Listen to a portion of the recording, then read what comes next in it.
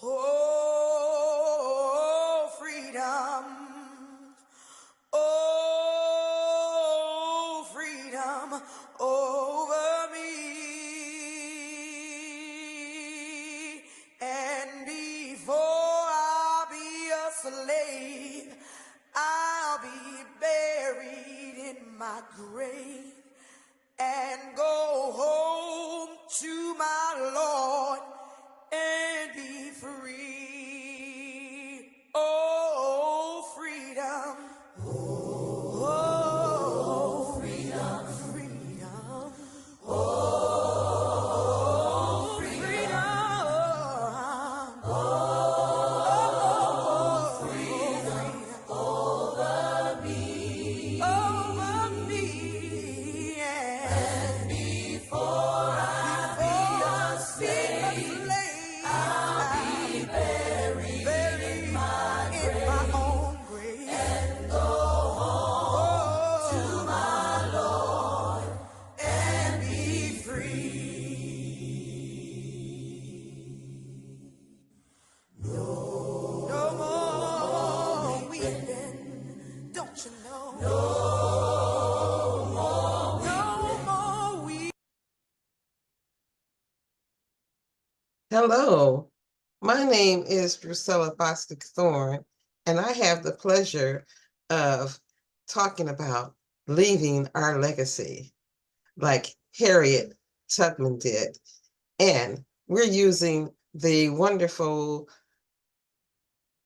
book from Karol V. Brown called The Harriet Tubman Way. And it has been a pleasure for me to be on this journey with my younger sisters, my elder sisters, and my sisters. Coretta Scott King once said, "The greatness of a community is most accurately measured by the compassionate actions of its members." And that is so true. Harriet Tubman was the community guru. She brought people out of slavery. She helped the sick. She helped the homeless. She helped people who had no food.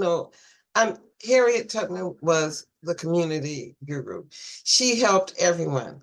And part of her legacy is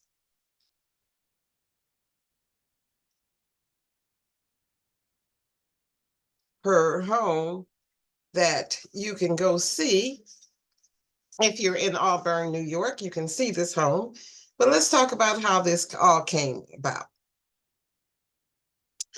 Harriet Tubman said to everyone she would talk to about freedom that she wanted freedom to be for African Americans, Black people, what the Constitution says, that all men are created equal, and the Bill of Rights should apply to all people. And she wanted them to be able to speak their minds, dream big dreams, vote for their leaders, become leaders, and live to be truly free. Because just because you were free from slavery did not mean that you were free from bondage. We still had restrictions on us, could not vote, could not go here, could not go there, could not be this, could not be that. There were so many restrictions. And some of the restrictions were because they would say we couldn't read or write. But why was that? We weren't allowed to read or write. So Harriet Tubman, although she had no children, would send money to the schools in the South so that they could teach the children to read and write. And she was so proud of them. One little boy wanted to become a senator. Well, at that time, Harriet Tubman's time, did we have any Black senators then? I don't know. But we do now. And that, once again, goes back to her legacy, freeing people. helping to see that people were educated.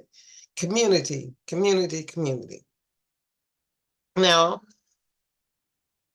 she didn't ask to be someone's legacy. It's not something you ask for. It's something that happens to everyone because from the time you're born till the time you die, and that space in between, that's where your legacy is created, and that's what people will remember about you.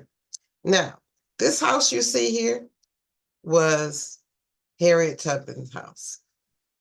And next to it was a beautiful, beautiful stretch of land. She looked at that land every day and wanted to know how she was going to get that property and have a place on it called the John Brown home, because people would come to her for food, for shelter, for medical care, and she wanted some place where she could help all these people. So one day she found out that the land next to hers that she had been praying for was up for auction. So she went behind the house because she didn't want anybody to know that it was her bidding on this property. So the price started real low and she kept bidding for it from behind the house. And finally, the bidding stopped at $1,250, and she was the one who won the bid. But she didn't have any money. Imagine how much gumption and courage it takes to go bid on something you don't have any money. But she had faith. Okay, so she got the property. She went to the bank, got the loan, but she said, I'm in my 80s and I think I'm going to need someone else to take care of this. So she donated the land to her church, the African Methodist Episcopal Zion Church. And although she told them she wanted to be called the John Brown Home, they said, no. We're going to call it the Harriet Tubman Home. The doors opened in 1903. She moved in and the house was built, and she said she liked it there. She moved in and she said, there's a sweet, sweet spirit in this place. And this is some pictures of what this property looks like, on which she had even her today. residence. This is, you can see this. Now, can you imagine having no money, you have faith, and you have this land built, this property built on this land? This is a big piece. Look at this big, big, big, big piece of land. And you want to talk about legacy? This is still there. You can go visit the Harriet Tubman home in Auburn, New York, and they will give you the history of Harriet Tubman. They will give you the story of her life and all the people that she has helped. I want to focus on one thing in particular. What she said to the young people: dream big dreams. She wanted them to be able to vote for their leaders. And this is an election year. And this came to me to think about somebody who left a legacy to me. And her name was Louise P. King. That's my grandmother. My grandmother was born in Alabama.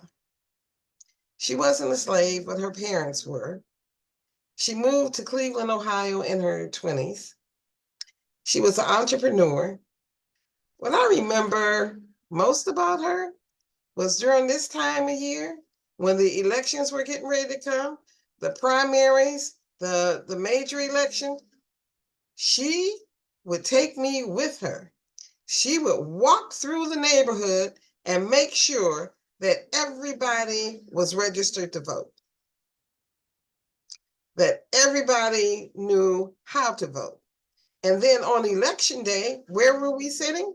At the voting polls, waiting for people to come in to vote, making sure they had the right paperwork and everything. And to this day, during election time, I am asking people the same question. Did you vote?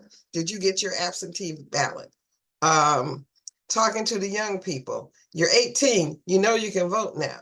Went to the high schools, registered students to vote that had turned 18 and told them, hey, take this home to your parents. Make sure that they're registered to vote too, because according to Harriet,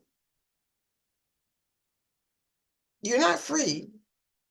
You're not totally free until you are what the Constitution says. All men are created equal. You have all your Bill of Rights.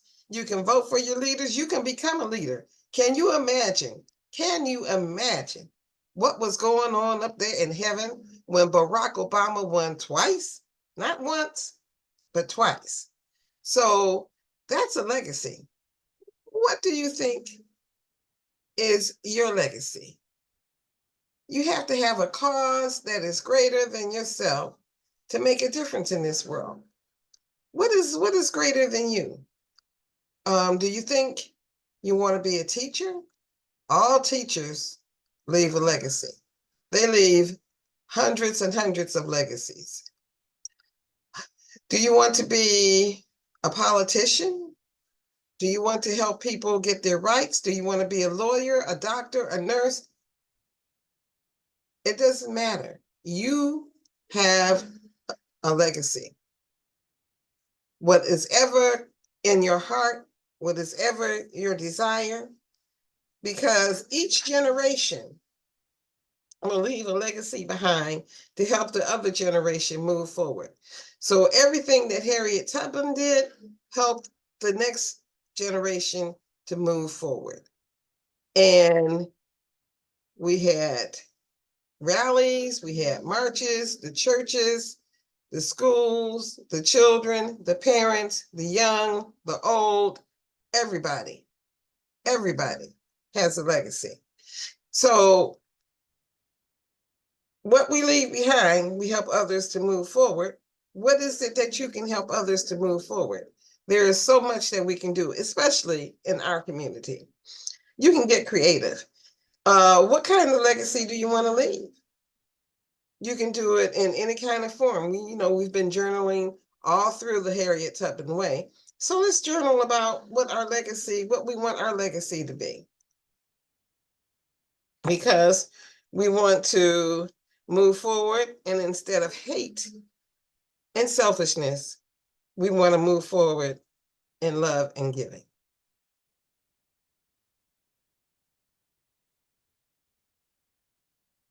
Sing out, I'm gonna march on. And everybody said, I'm gonna sing. We're gonna leave a legacy. We're gonna march on. I'm gonna march on. Gonna put one foot in front of the other foot. I'm gonna sing out. Gonna march on. Yeah. Gonna march on.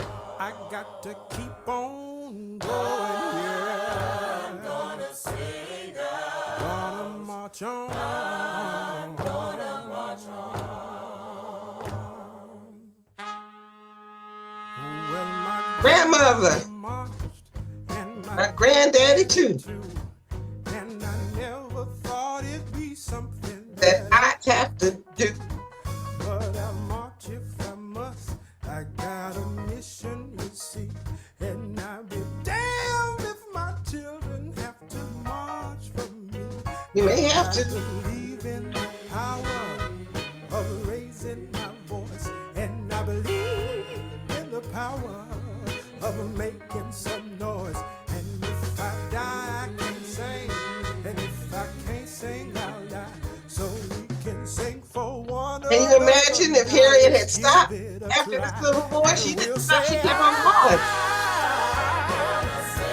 gonna sing out. Oh, I'm gonna use my body for good. So we have to keep going.